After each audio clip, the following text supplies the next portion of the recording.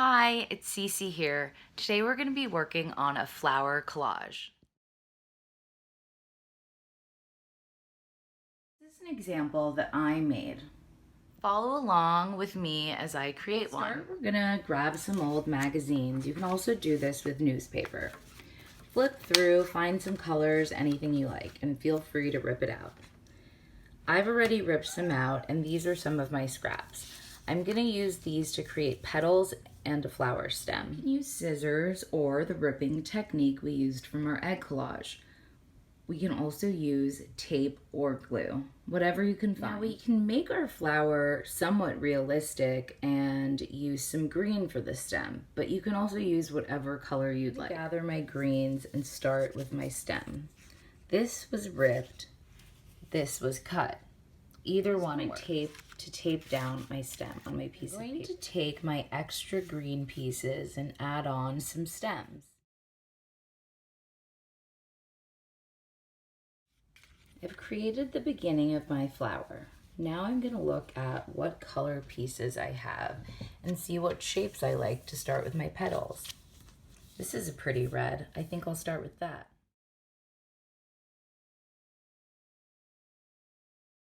I chose red again just to get things started.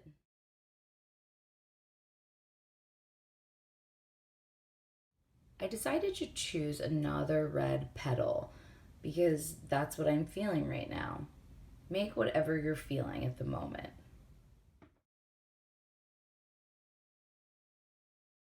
I've added on two more petal-like shapes, but this time I'm using a pattern.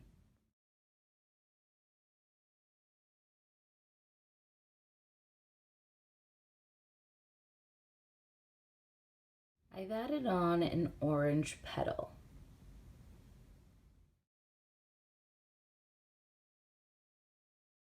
I've now added a light purple. You could stop here or keep going. You can use as many pieces to make petals as you'd like. I've decided to continue adding on petals to my flower. You can see I've added on one more little blue petal. I'm going to start working on my other stems.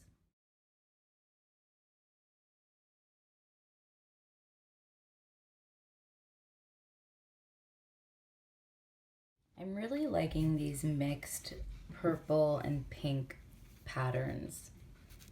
So I think I'm going to use that to create a flower over here.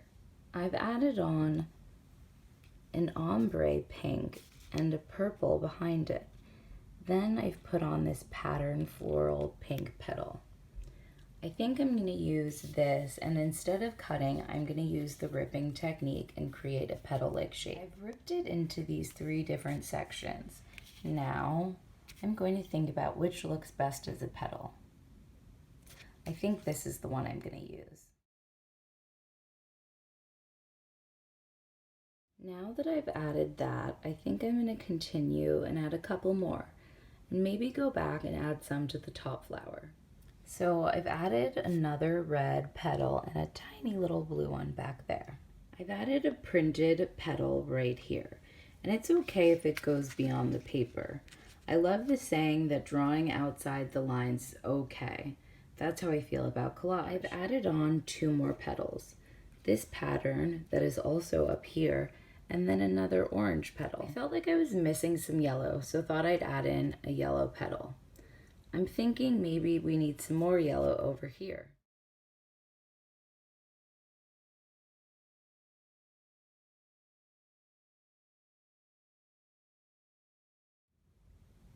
I've added this yellow petal. Now, it's getting a little busy, but for me, I think it's fun. I think I'm going to add maybe just one or two more petals.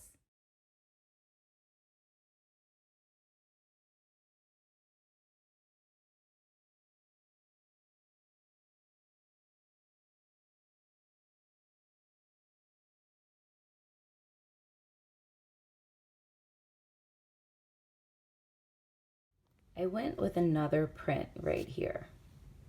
It's getting a little busy, but it reminds me of a flower bouquet.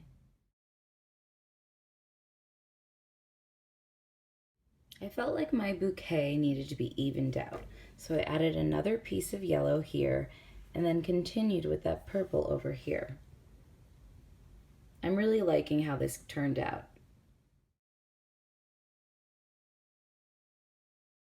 Here's my finished project. As you can see, it looks a bit different than my first one, and that's okay because every piece can be different.